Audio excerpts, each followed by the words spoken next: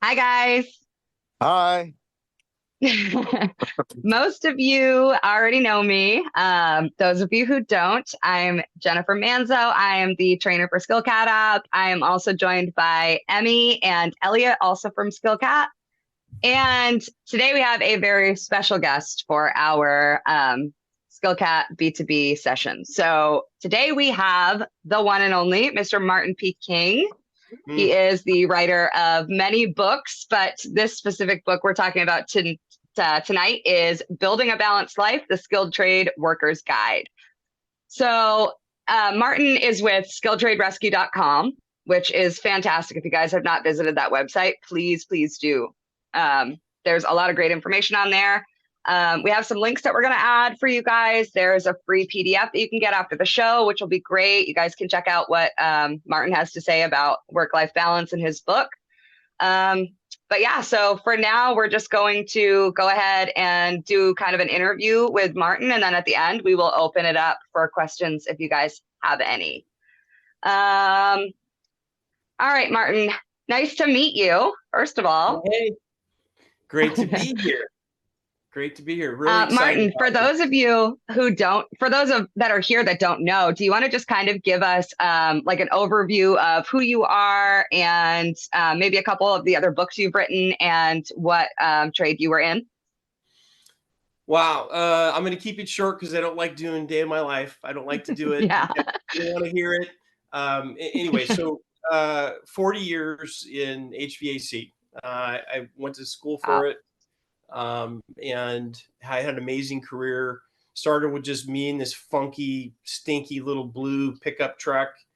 And I grew it over 16 years of, well, let's just say I never went to Harvard Business School, but I know for sure I paid the tuition a few times over because I did some rookie mistakes along the way. Anyway, when I sold Yeah. it, we had 32 trucks. We were doing around 11 Wow. million, mostly commercial, industrial. And then that was in 2000. And then 1995, while I was still running the mechanical contracting company, my one of my customers sequence of events, and I ended up building water chillers for Hewlett Packard. Just a fluke, just how it happened. And so in 2000, when I sold the contracting company, I went into manufacturing process water chillers full time. And I went Wow. from two models that we had when we were building for Hewlett Packard, and we ended up ultimately with 60 models when I sold the business in 2020. So we were probably number three Oh my gosh. process chiller, MRIs, CTs, linear accelerators, a lot of military stuff. And Yeah. yeah, 2020, I said, peace out. I'm gone. So my wife, she's been with me through. Matter of fact, the funny part, when I bought that funky blue vehicle, we've been married for like a couple of weeks, and I said, "Hey, hon, I'm going to quit my job and I'm going to start my own HVAC company."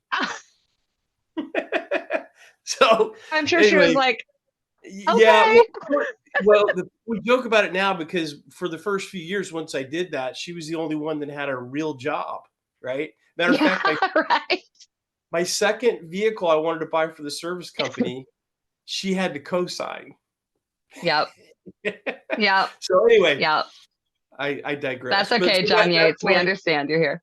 Yeah, so that's my whole thing, and I'm retired now, but I'm very active in the skilled trade realm, and I'm doing self-publishing. I'm trying to get the word out to people that are having those dinner table, hopefully, conversations about, hey, mom, dad, am I going to college, or should I learn how to be an HVAC tech or some other trade? And Yeah. unfortunately, if it's not for us, the word's not going to get out because the media is not Yeah. not talking about the fantastic opportunities in skilled trades, particularly near and dear to my heart, HVAC refrigeration. Right, so Yes. that's what I'm Same. doing. Yeah. So I love how we that. got? You want So, short? You want short? Short. I didn't want to do it long. that's short enough. So I Okay, all asked right. that, you guys. I asked that because I want Martin to be able to tell you guys what his street cred is, right? I mean, anybody could write a book about what it's like being in the skilled trades. Anybody could write a book about work-life balance, but somebody that we trust to tell us the right way to do it is somebody who's done it. And I will say about Martin that he has done it. He and his wife have made it 38 years and 3 kids in their 30s. Like, you know, we always think about, and we even joke HVAC as, you know, you haven't been an HVAC tech long if you haven't been divorced twice with, you know, an alcohol problem and a pack of cigarettes a day, right? But it doesn't have to be that way. I'm on the younger side, but I've made it 16 years on the 20th. I've made it with my husband. We're both tradesmen, and that doesn't happen often. But in Martin's situation, they weren't both tradesmen, and they still made it work. So I would say that the trades are not an excuse. And if you hear it from somebody who's actually done it, you know, I could tell you, but I could also be split up in 2 years. But Martin's made almost, you know, his whole life with the same woman because it can work if you want it to work and if you have the right coping mechanism for this, for the trades, any trade. And then obviously on the HVAC side, this is near to my heart and our hearts as well as Skill Cap, because that's where we started out as well.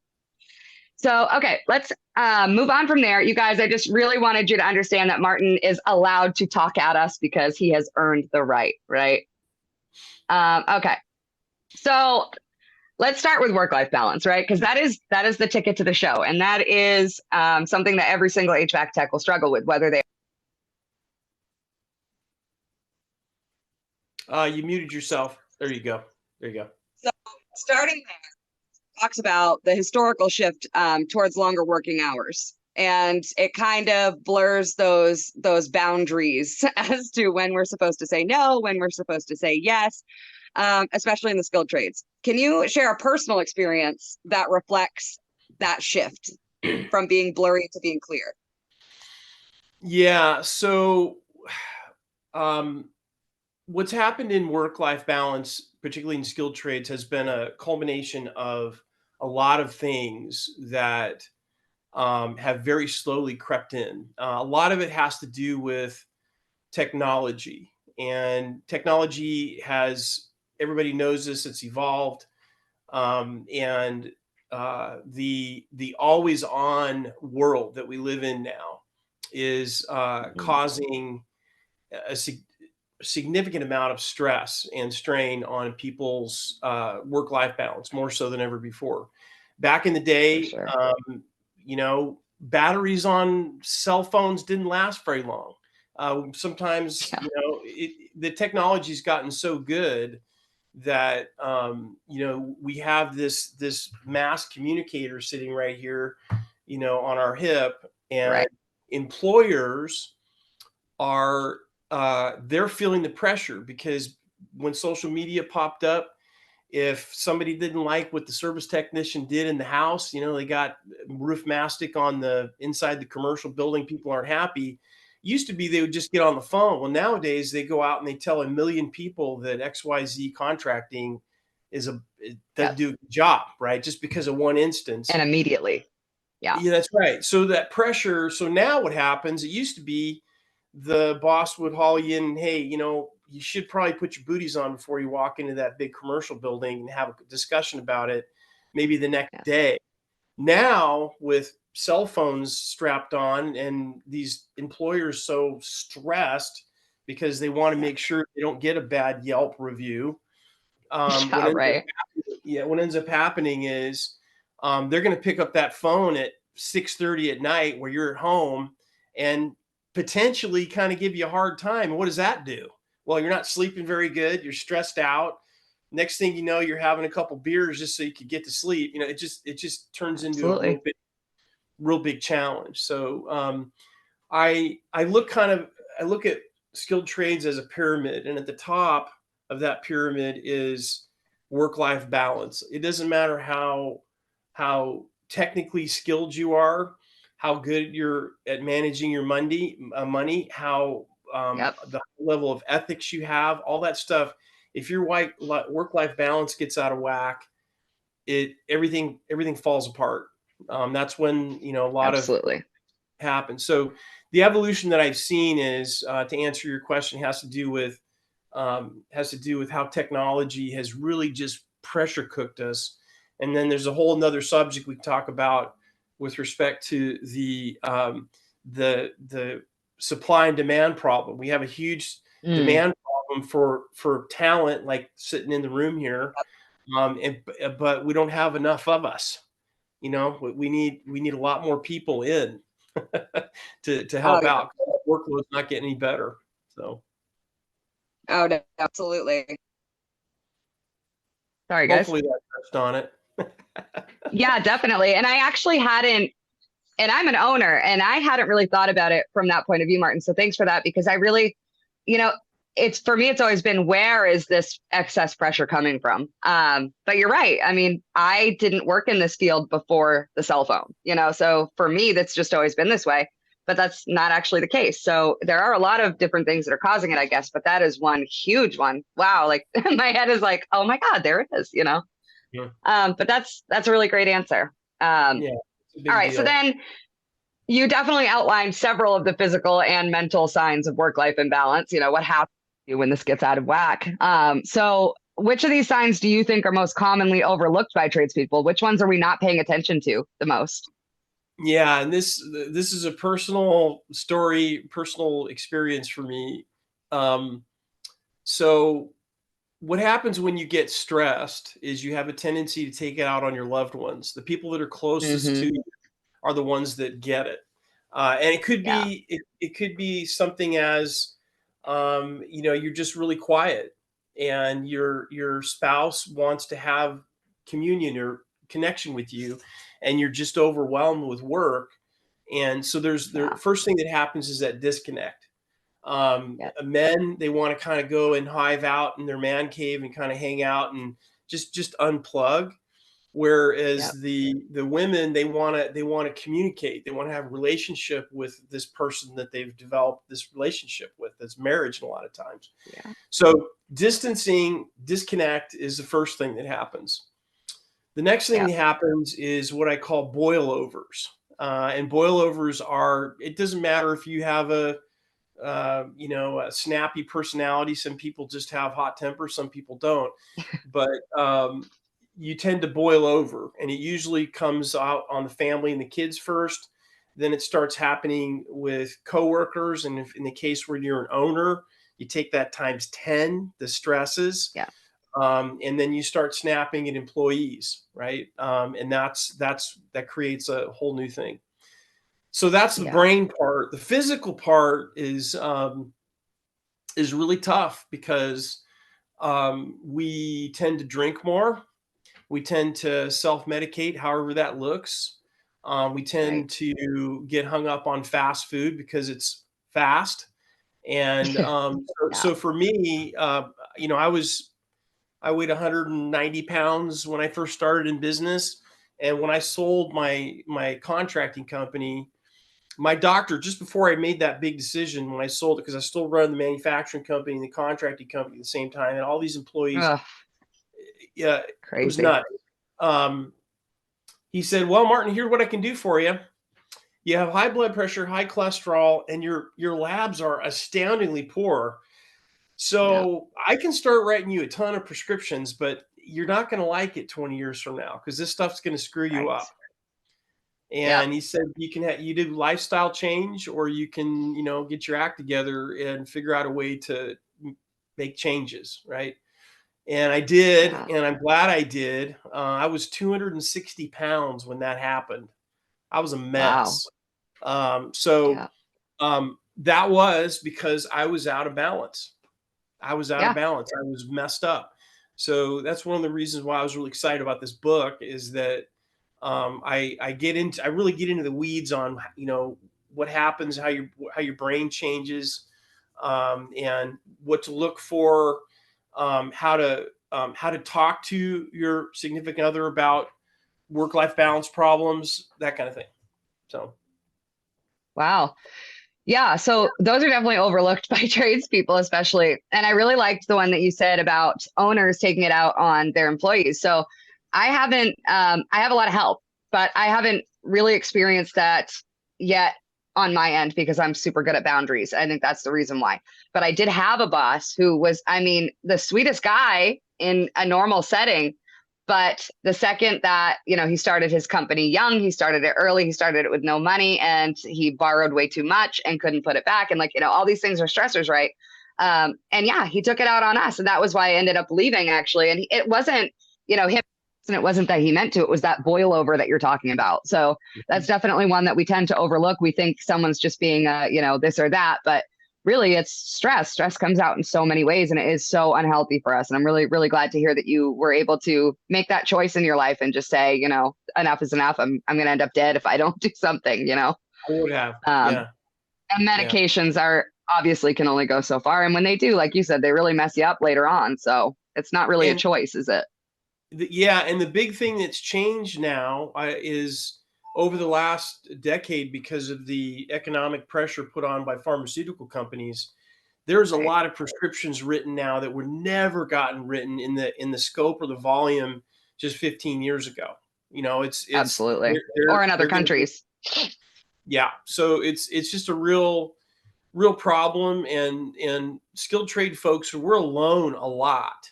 We do a ton of what they call windshield time, right? So, it's really a tough thing. One of the things that I cover on the physical part of work-life balance is you can actually build a workout routine into your work. So there's some things about that that'll help you do that. So that's great. I really can't wait to read this. I think that I am the subject matter that you're talking about. I am constantly, stopping at the Starbucks or stopping at the Burger King because I'm go, go, go. And I've got 9 hours in this truck today. You know what I mean? I'm like, no way am I going to stay up late after putting all 6 of my kids to bed and then make something healthy or meal prep or do any of that. But why not? That's the question, is why not? And why not is because nobody's ever looked at me and said, this is your choice and this is it. Like, I need to read your book. Okay. So go ahead. Sorry. Oh, go ahead. You go ahead. Oh, well, I was gonna bring up one of the things. I was in a masterminds group the other day, and we were talking about this. And one of the takeaways that I shared that got a lot of attention is just in your day-to-day work. So we're on roofs a lot, right? So a lot of buildings, ladders can be a problem. So what I'm going to advise here may not work good with ladders, but if you're working in a commercial environment, a lot of times you have really nice railings, nice, tread steps up to a roof hatch, beautiful. Well, the tendency is to go up there, run up there, and then you start roping up all your stuff, right? Roping up your torque set, roping up your vacuum pump, all the stuff you need to do what you're doing. So I threw it out there. Well, why don't you just carry your vacuum pump up in a bucket? And go back down there and grab your torque set? People pay bucks to go on a Stairmaster at the gym, right? So just little things like that, just to get your heart rate up. You can actually get a workout. You can actually get a workout and skip the gym. So absolutely. Anyway, and everybody was like, "That's a really good idea." And it's easier. I mean, why do we rope things up? And maybe it's only crazy to me because I'm 5'0" and 100 pounds. But I find it much harder to rope all my stuff up to the roof, but I still do it. Like, why am I still doing that when I could save myself all that time and effort by just getting like a nice even workout in carrying, one in each arm up the stairs? Yeah. So true. So true. Okay. So in the chapter that you have on time management, and time management is so huge. I preach about it. Everybody in this room knows how I am about time management. So in that chapter, technology is both a tool and a trap, obviously. Can you offer a tip maybe for tradespeople of any kind on leveraging the technology effectively so that it's not a time sapping trap, so that we can see the difference between those two things? Yes. Well, first I want to address the trap part. Because this even fits into the stress. Okay. I go into some really pretty intense research in the book, and people don't realize, and there's a little bit of media on it. Facebook's gotten banged up a little bit about this, about the addictive nature of these applications. Okay. So Yes. the first thing that I do that I recommend is to have periods of the evening usually, but have periods of the day where you are not on those platforms. You're not doing Facebook. You're not doing, in my case, LinkedIn, Yep. because Same for it's me. easy to have 5 minutes turn into 10, 10 minutes turn into 20. You could just Yep. just that one thing alone will probably add, if you can just have good social media hygiene, and just not go in the rabbit hole. Yeah. You'll get It's a tough one for me. hours a week. Yeah, everybody has a problem. You're not alone. It's I have that Yeah. problem. It's tough. So Yeah. so understanding the time trap. The other thing is, having, and this took a while to work out, right? Is having a calendar system. A lot of people use Google Calendar, and one of the things, especially when we had kids, one kid good, we can handle it. Two kids was way more than two kids, because um, it's a big multiple, right? And one of the Yep. things that we had to really manage is having our own calendars, but we could, during the day, we could see what each of us is doing, right? So Yep. I know she's going to a church event that night, and I'm like, yes, doing backflips. I can watch my action movies, right? Stuff like that. Or Yeah. vice versa. She can see, oh, I'm going to be doing a training class for at SMACNA or RSES, or I'm going to be doing something, taking an Yep. employee out to dinner, whatever. So having that level of communication about time is very, very helpful, because what really hurts is that she's got that time planned. She's going to go to her church meeting or something like that. And then I have something booked.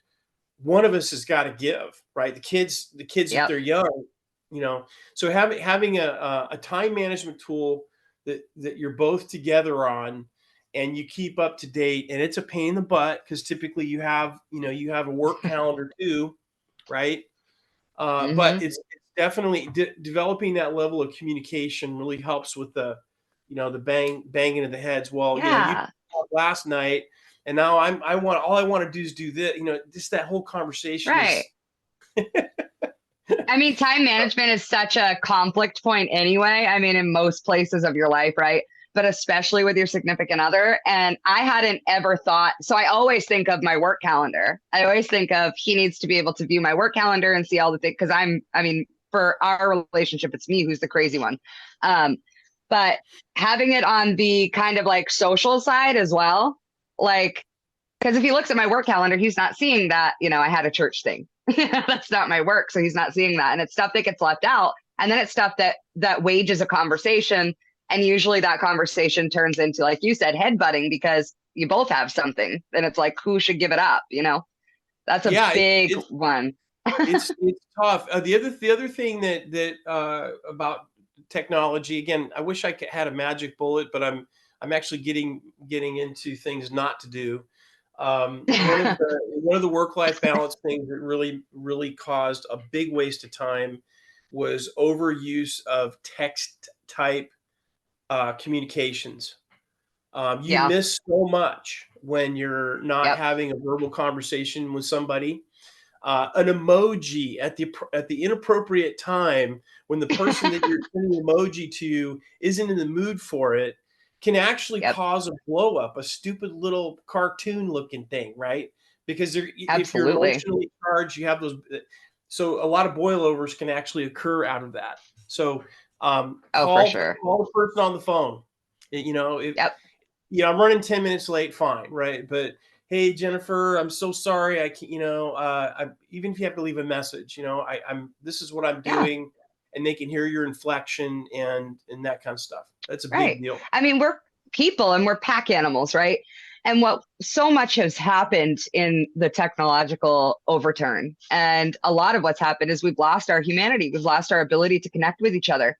And like Martin is saying, you guys, if you are constantly texting and your entire personality is wrapped around texting and how you text and how you talk, and like Martin said, emojis, you're not actually giving that other person your emotions. You're not sharing them with them. So they have no way of reading what your emotions are on a screen. You've got to actually physically talk to somebody. And I am all for calling on the phone. A lot of my customers actually say to me, they'll say, I like your company. I don't get like a OTW, like on the way text. I get a phone call from you or Val that says, hey, the tech's on his way. This is his name and he'll be able to help you out. If not, give me a call. Like we have that open line of communication with our customers, and it means a lot to them. And it's something so small. Like Martin said, you guys, it's not a huge thing that we think about all the time, but it's something so small that makes such a huge difference. And it's not just with your customers, with your people, especially. Right.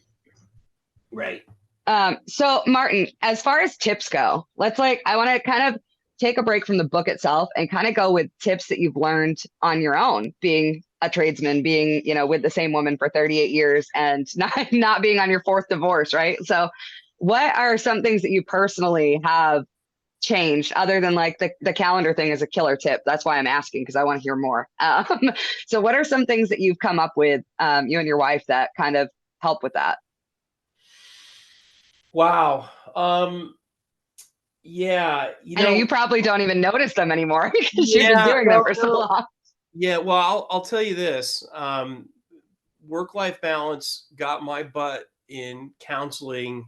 That was the number one reason why I ended up in marital counseling, was because of work-life balance things. What ends up happening is your career turns into her or him, right? Yeah. So if you're a man and have a significant other, your work-life balance getting out of whack turns into the other woman. If you're a female, right, turns into another man. It's the emotional. So true. Yeah, the emotional problems that you have. So understanding that. The other thing, relationship-wise, is empathic listening. And for a man, that's really, for me, it's tough. It's really, really It's tough. already tough. Yeah. Yeah. I'm a visual guy. But Yeah. what we would do when knew we were agitated and we were having a discussion, and I say something, one of the things that we learned through counseling actually is to repeat back what you thought you heard, right? It's sort of like, it's sort of like telephone. Have you guys ever played? I don't know if you've ever played telephone. So interesting. Yeah. Everything changes, right, by the time it gets from person to person. I used to run a management drill with all my managers, and we used to do that. We call the telephone drill. Basically, you tell the story to one person, the only person that heard it. They take the other person out of the room and they tell the story. By the time you get to the very last person, totally it's a whole new story. The window, right? Well, that would be great for like what happened on a call. That would be a great training exercise for that. Yeah, I'm going to adopt that. Yeah, interpersonal relations in a personal relationship. And this actually doesn't necessarily have to be for husband, wife, or significant other. Right. This Anybody. This could be you're dealing with another technician, and you can tell that you've had a tough day. You have to take a little inventory. Yes. You can tell by if you're face to face, you can tell by their mannerisms, their look. Wow, body language. I can see that this person I'm talking to here is agitated. So that is the maximum time where you're talking at each other, right? Right. So to say something to another trade pro, and then ask that trade pro, just I'm not trying to annoy you, but read back to me what you thought I heard, because I think we're both in a really stressful state here. And 9 times out of 10, they're going to be okay with it. They're going to think it's kind of dopey at first, right. but doing that until they see. Yeah, doing that trick is really helpful.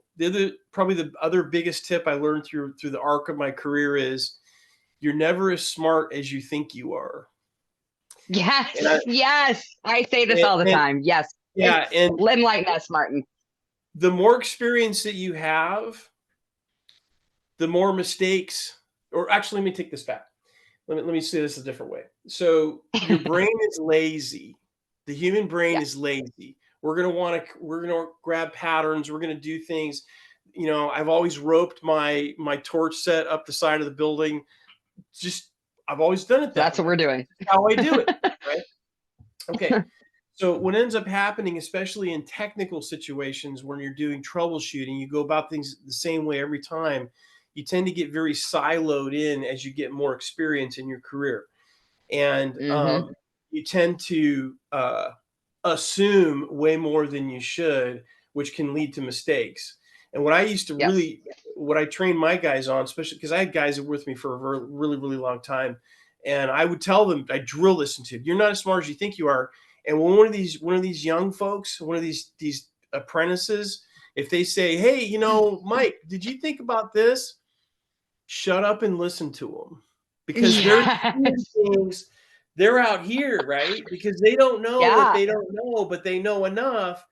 So making sure They're at that, least not sabotaging what they know, right? ye- Like the rest of us are. And yeah, I catch myself doing it all the time. And everybody in this room right now, and then some, all of my SkillCat students, all of my HVHX students, they know because I'll tell them, I'm not bringing you back to the fundamentals because I think you're dumb. I'm bringing you back to the fundamentals because I think you're set in your ways. And I right. think that you know too much about boards and not enough about pressure switches, things like that. Yeah, So I used to always, tell always, them, always. I I had an HR person, and used to make her nuts when I said this, but because she'd overhear these conversations I was having with my tech. I'd have one of my senior techs, a lot, they'll call in and say, "Hey, Martin," because we did building automation. "This thing will not Oh work. I Lord, can't get it BAS. to work. It will not work. This is a bad board. It just needs to be replaced." I know it. So I would say this one thing. I'd say this. I say, whatever their name is, I said, "I want you to fart. FART. What?" And what that means is fall back and rethink. Yes. Yep. And nine I times, love that. maybe not 9 times out of 10, 7 times out of 10, I would get a call back and say, "Okay, I get it. I figured it out." Because what happens It is wasn't set to cooling. you get so intense on Yes. what you're doing, you miss it. You miss stuff. So Yeah. moral of the story is, you're not as smart as you think you are in the moment. You're just not. You're not. 100%. You guys, So when I say that, I do not mean it, as you've heard from Martin, when I say that to you all, I do not mean it in a way that threatens your intelligence. I mean it in a way that threatens your habits. If you guys haven't too, like Martin's book is going to be awesome. I can already tell. If you haven't read it, please go and read it. We will, our Emmy will put, or Elliot will put these links in. Please go and read it because I'm going to read it. And then I think we're going to touch back on this subject in one of our future tech talks, because these are the kinds of things we need as technicians. We need people who have been there to then not gatekeep that advice.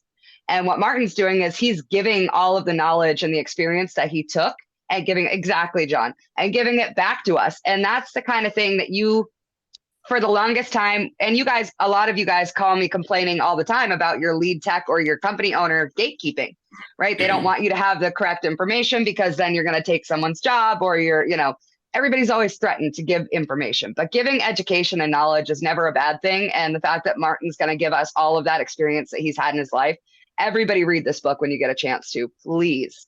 And we will come back and discuss it because I just love it so much. Okay, Martin, I have another one for you, if you don't mind.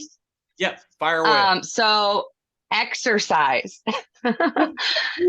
So regular exercise and hobbies are highlighted as key for restoration. We know that.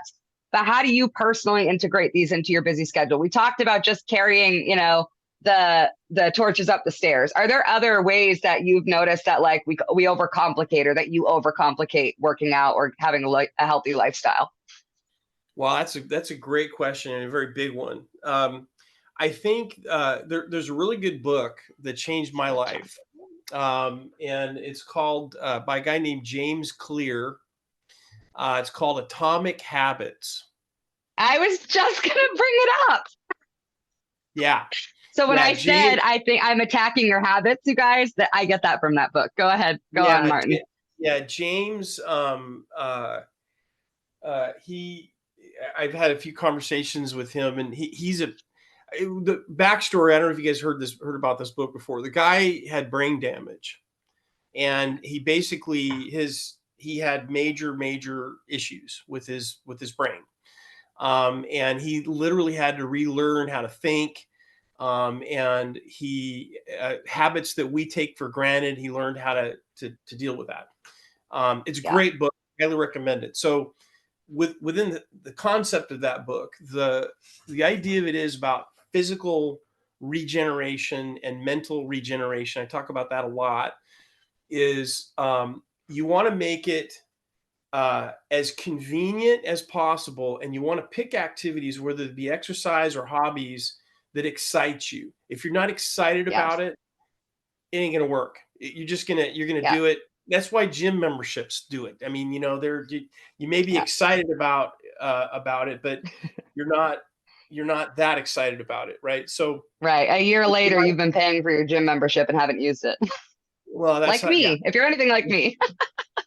Yeah.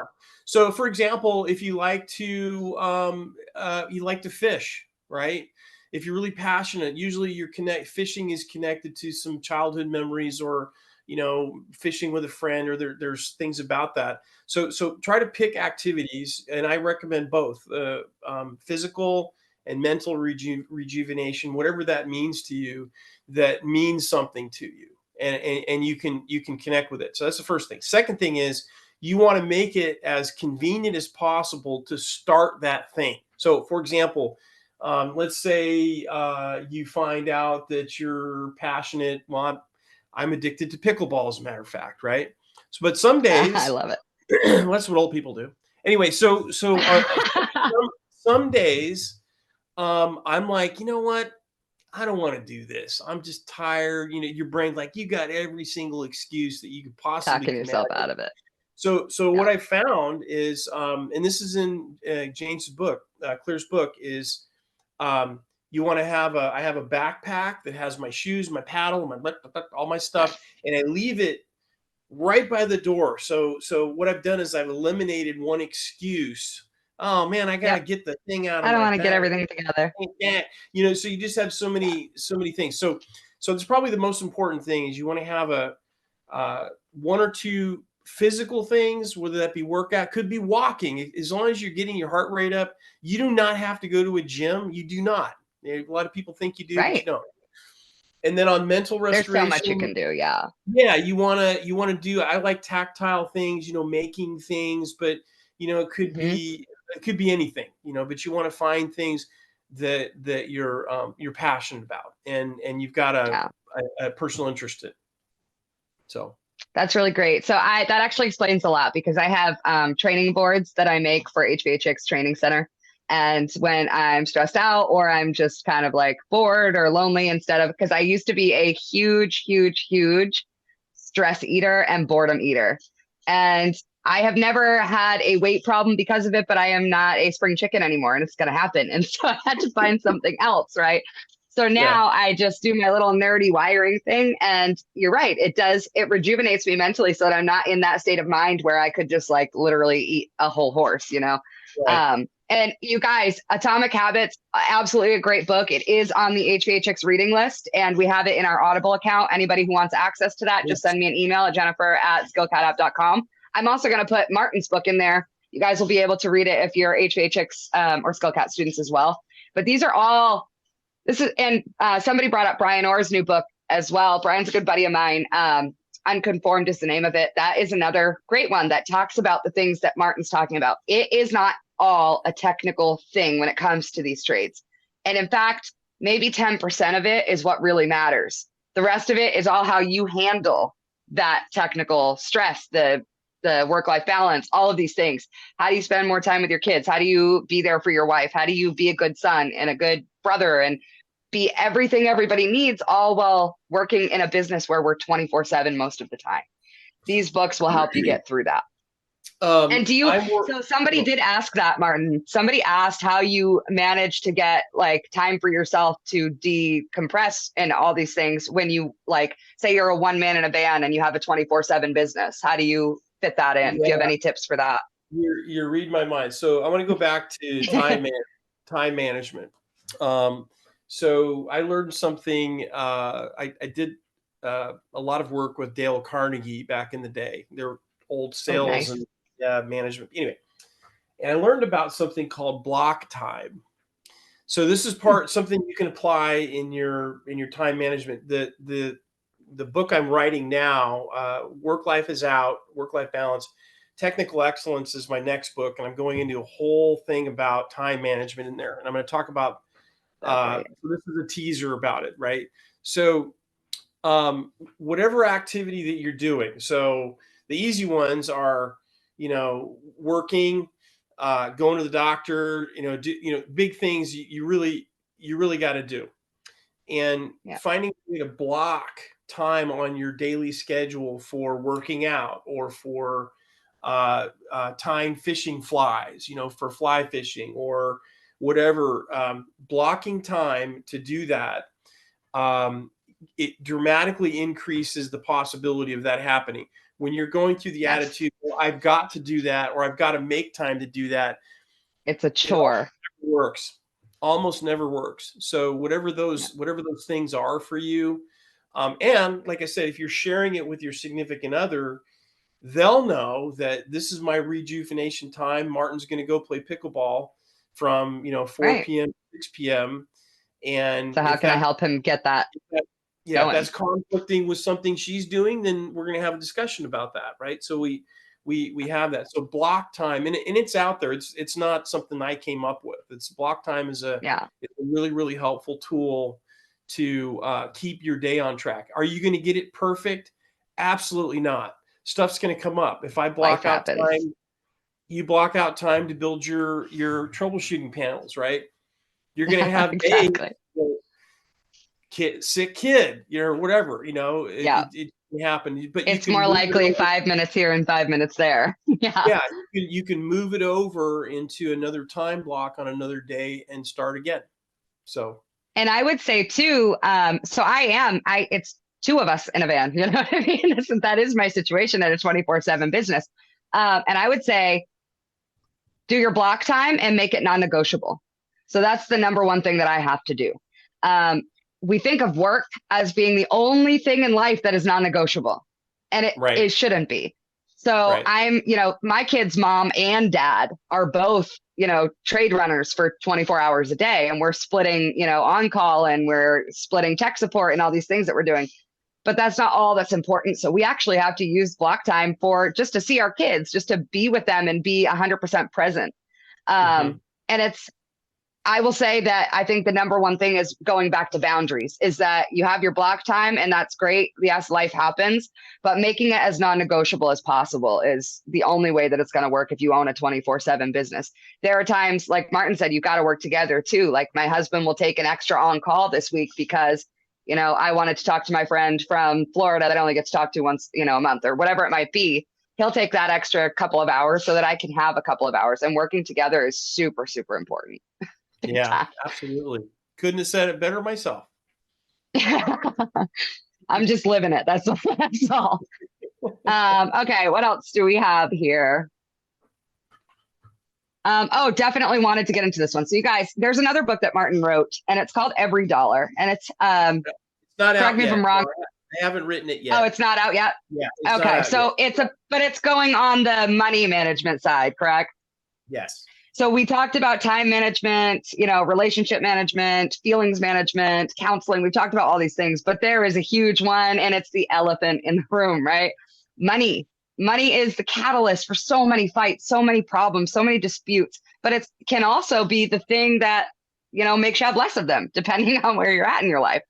So speaking of financial stability, so the book addresses the skilled trade economy and common financial challenges. So what's one piece of financial advice that you give to somebody starting in the trades? And this is a brand new person in the trades. Yeah. So this is a long conversation, but I'm going to give you the sort of what we call Reader's Digest. So what we were talking about before we started up, going live with the show, the challenge that skilled trade folks have, and I think this is kind of unique, is that we tend to start into this trade with little to no debt comparatively. Yep. And, you look at college degree or whatever, and I'm sure all you guys know that out there. But the thing that I hear a lot of within the skilled trade community is that your wages rise relatively quickly now compared to what it used to. Because if you're a superstar, and if I have my way, I'm going to make as many people as I can superstars, your wages are Yeah. going to go up relatively quickly. And the problem with that is if you don't have good money management skills, which they do not teach in public schools anymore, the Yeah. chances are pretty good that one credit card will turn into two, two to four, four to six, 48, whatever. It's going to go up. And what ends up happening is your spending actually starts to rise just as fast as the wages do. And the problem with that is we also live, especially in HVAC, we live in a seasonal gig. Yes, Yes. the owners are busy working our butts off all year round, but we do have economic changes. Like Usually it this runs year, in how slow it's been everywhere. yeah, 7-year cycles. The monkeys in Washington did stupid things and run the Yes. interest rates up, and we have anyway. I digress. I can really get into that one, but the thing It's is, so the true thing though. is, the thing is that understanding that tendency is super important. So probably the biggest thing, and this is really old school, but having a way to track where all your money is coming in, which is pretty easy because most of it's auto deposit, and then you want to make sure that you're tracking and categorizing where your money's going out, and Yes. actually spend time once a month, whenever on a regular basis, run a report, pick out the things you're spending the most money on by percentage of your income, and then Yeah. and start having some honest conversations with yourself and say, do I really need that gym membership? Maybe Right. not. I don't know. Or, how many times did I go buy beer this month? Or, or insurance. This is a big one now, is Yes. people's insurance rates are getting stupid, right? So, Yeah. wow, my insurance rate used to be 6% of everything I make. Now it's like 12%. Maybe I need to start Yep. shopping insurance a little bit, just stuff like that. So For sure.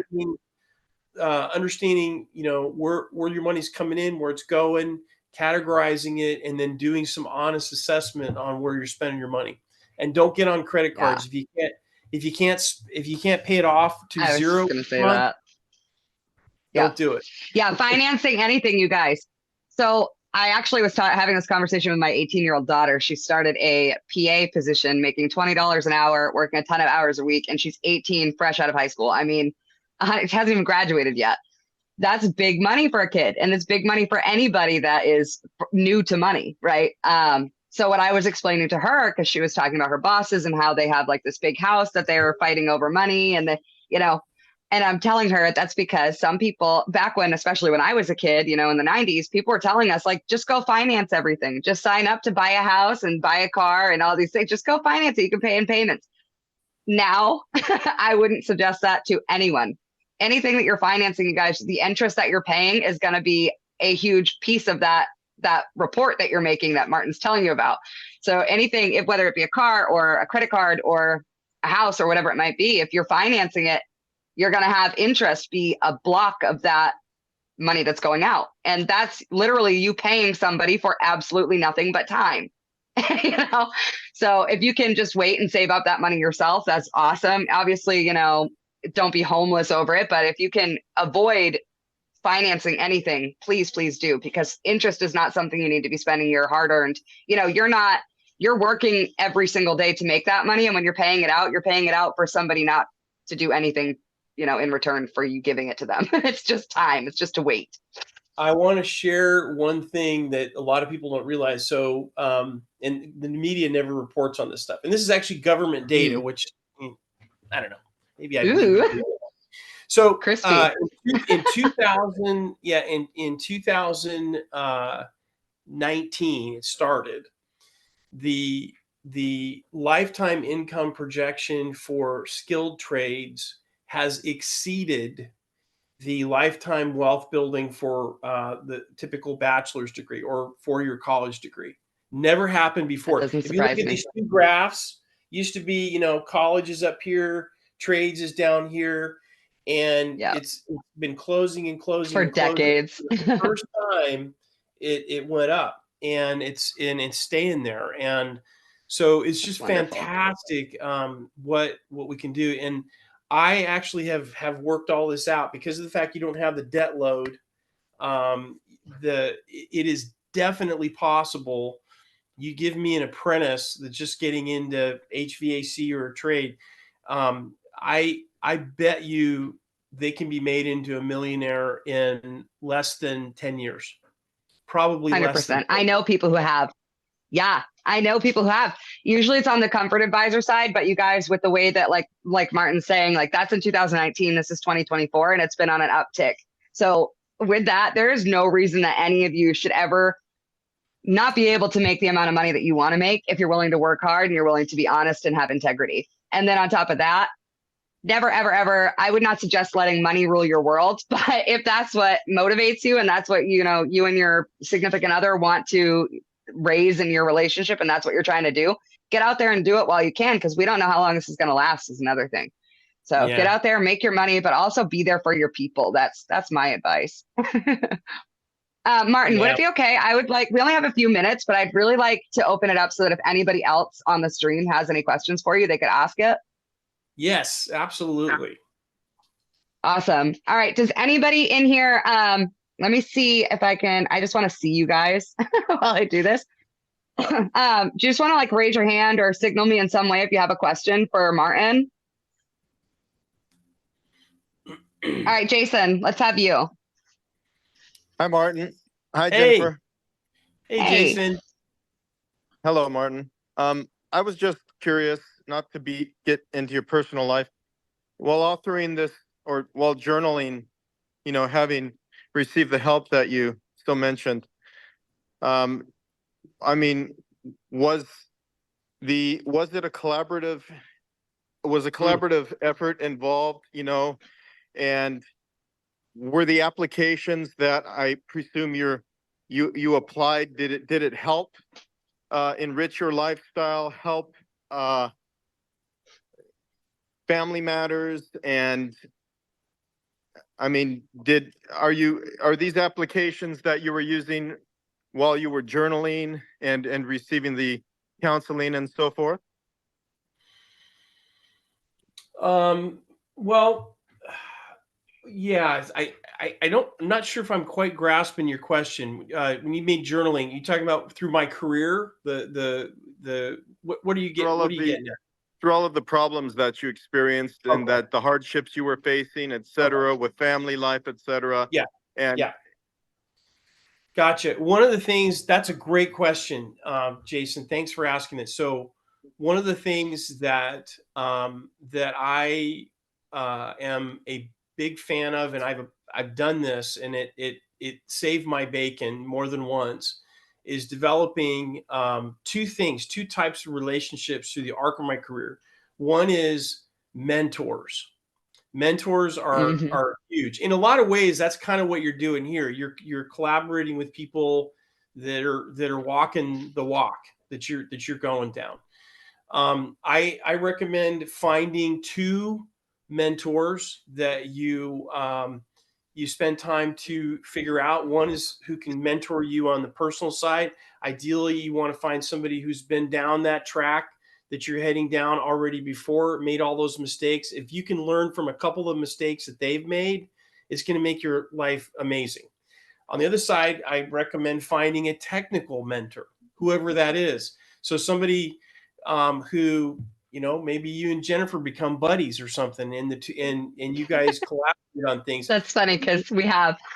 Yeah. So just to have, just to have somebody, Jason, call up and say, I can't get this TXV valve to work properly. The superheat's all over the place. This thing's screwed up, and my boss is on my case because I've been back to this thing 4 times. Whatever. And you get a Yeah. chance to, you can call up somebody that doesn't have a dog in the hunt. Ideally, somebody with a different company that's a little ahead of you that may not solve the problem for you, Jason. But what they might do is tell you some directions to go to figure out the problem. Right. So Yeah. mentors are a big thing. The other thing is what I call occupational peers. Different than mentors, occupational peers. These are usually people in your work group. Okay. Develop a relationship with them. They tend to come and go from your life quite a bit. I'm actually writing about that in Technical Excellence right now. And these folks can be very helpful because you help them, they help you. If you think about it, Like the people in this group right now. exactly. So what you're doing is you're learning stuff. You're learning stuff from people who are walking the walk you're on, and that dramatically speeds your technical excellence development process, because you're living two lives, right? If you're getting information from other people about, wow, I had this happen to me, and you have that collaboration, is very, very helpful. Occupational peers doesn't necessarily have to be in your company. You're going to a supply house. I don't know if they go to supply houses anymore, but a lot of times you can walk up to, I see Ronald in here. He may be over at the supply house, and you'll walk up to him and say, "Hey, Ronald, how you doing?" and develop that relationship, right? Yeah. I have a lot of friends, actually, guys, that I have met that way. Yeah. Was that helpful, Jason? Yes, Martin, it was. And Jennifer and Martin, thank you so much. I'm in college right now and it starts at 6 p.m. I'm actually at the university. I have to, All right. I have to get inside. I'm so sorry. Get to it. Go do it. Go do it. Thank you. Proud of you, man. So much. Good night, guys. Ronald, no problem. Bye. Go ahead, Ronald. Okay, so the question I have, as you can see, I work 2 jobs out in the HVAC field as an install technician, as well as hotel maintenance in the engineering department. So the question that I have is there a universal journeyman's test that can be taken, or is it just based upon your state or geographical location? I know certain codes and everything apply or applicable to different states, but basically, is there a universal journeyman's that can be taken? Not that I'm aware of. It's usually state by state. So it's based on your state. Okay. Yeah. Because each state, Ronald, has different qualifications that they need. So my state doesn't actually require a contractor license at all for an HVAC tech. We only require EPA and a state gas license. And then there are other states like Texas where you have to have a whole contractor's license, which is a whole other course and a whole other license and a whole other test. But it's definitely state by state. So it completely depends on your state. However, some of them do have a HVAC and refrigeration tied together journeyman's that you can take. So it's definitely something to look into in your state. There's one qualifier on that, Ronald. If you end up working for a union shop, union shops are operating under what they call a collective bargaining agreement. So basically what happens is the state gives the union and the state have worked all of it out. So typically if you're a union journeyman, you've reached the state requirements automatically. That they coalesce the unions and the states typically. So that's sort of it's based on hours and experience rather than sitting down and taking a test is how it works. So it's absolutely true.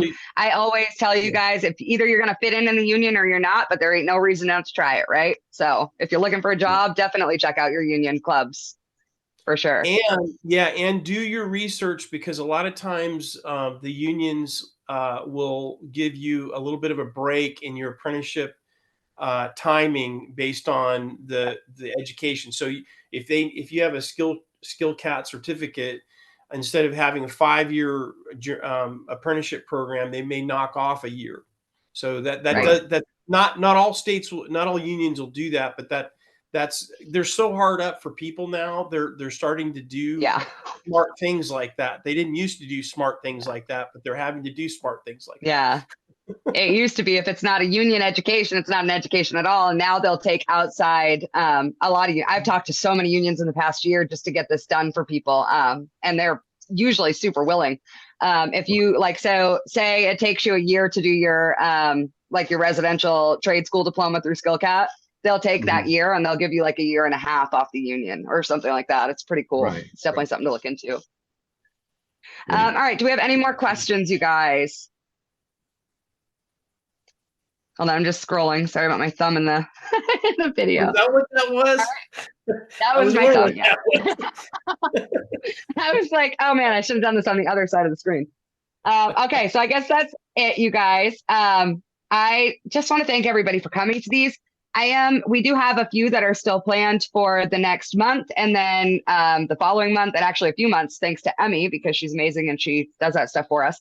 But going forward, I will actually be asking you guys what kind of trainings you guys want to have on Tuesday nights and what kinds of people like Martin can come and give us their experience and help you guys to move forward a little bit, maybe a little bit faster than you're doing on your own. So thank you all for coming so much. Martin, thank you so much for sharing everything you shared with us, A, and B, just thank you for writing these books, because there are so many people out here that could offer their experience to the younger generation of technicians, and they just don't. So for you to be doing that, we are so humbled by that, and we're so grateful for that. I appreciate so thank that. you. We're actually working now once all four. So I have work-life balance out. I've got 3 more technical excellences coming, every dollar. So they're all lined up. My ultimate plan, though, because service techs typically don't have the time to sit down and read books. I'm actually, So what I'm doing now is I'm working on putting all my books out on audio, so you'll be able to get them on audible.com. Yeah. So if you do, please, if you do that, please reach out to me, because we have, through HBA Chicks, we have a joint Audible that we all use. So we can all log in as me.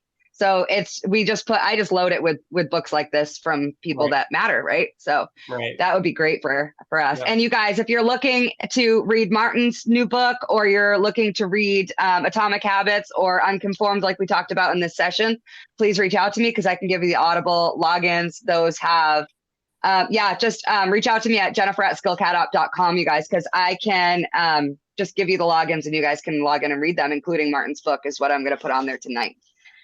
For free. Yeah. The links. So make sure. We do have links as well. Yeah. I sent. Yeah. You want to tell them, Martin? Yeah. So we're offering a few things just for the SkillCat crowd. Starting in May, I have office hours on Thursdays and Fridays. I'm going to try it out for the month of May. And basically I have a couple hours on Thursdays and Fridays where HVAC people with SkillCat can log in or set a time and sit down with a one-on-one conversation with you. It doesn't cost anything. It's just show up and we'll have some conversation. And I'm using it to understand the challenges you guys are having to help with the content for my books. So it's a win-win. Yes. The other thing is definitely cool. Emmy will have a link that takes you to a spot on the website where you can give me your email, and I promise I won't blow up your inbox. You'll get an email, and then once you sign up, the system will send you a free PDF copy of Skill Trade Work-Life Balance. Super awesome. What was the other thing? I can't remember. There was a third thing I was doing. The other thing was your LinkedIn. Oh yeah, my LinkedIn profile. So LinkedIn, you can, which is super important. You can check out my profile. So anyway. Yeah. You're just gonna post it right in there, John. No F's were given today. Oh, that's good. Yeah. So you guys will have access to all that stuff. Emmy is gonna post it. Actually, I'll have Emmy send it to me and I'll post it in the SkillCat Tech Den. If you guys are not a part of that, hey Rich, if you guys are not a part of that group, then please become a part of that group, because that is where all SkillCat perks like this are going to come out. So I think they'll be sent out to everybody that was here too, if I'm correct, if I'm not mistaken. Emmy knows more about that than I do. But either way, you guys will have access to all this stuff. And then you can watch Martin's LinkedIn to find out when the new books come out as well, which will be super helpful for all of us. All right. Well, thank you all for coming so much. And Martin, really, this was incredible. And we'd love to have you back when you have the new, one of your new books out, do this again about each one of them. Like, we are so grateful to you. Thank you for being here. Thank you for the kind words. And you guys go out there and kill it every day like you're doing. And get your classes done. So you're going to get hired up real quick. Yeah, for sure. Take care, everybody. Bye. Thanks, everyone.